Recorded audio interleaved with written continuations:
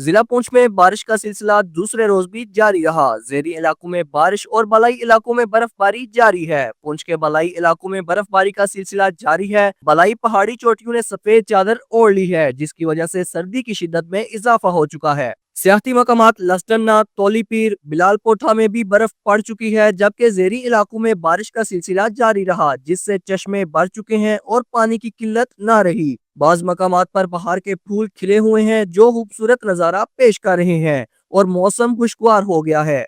ماشاءاللہ پھول کھل گئے ہیں، موسم بہار آ گئی ہے۔ یہ دیکھ سکتے ہیں آپ،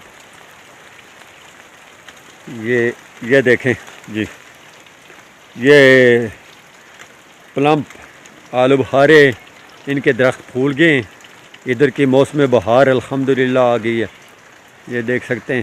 اطلاعات کے مطابق تمام سڑکیں کھلی ہوئی ہیں اور محکمہ موسمیات نے مزید بارش کی پیشن گوئی کی ہوئی ہے۔ Mohammad Khurshid Baig, JK news, Rawalakot.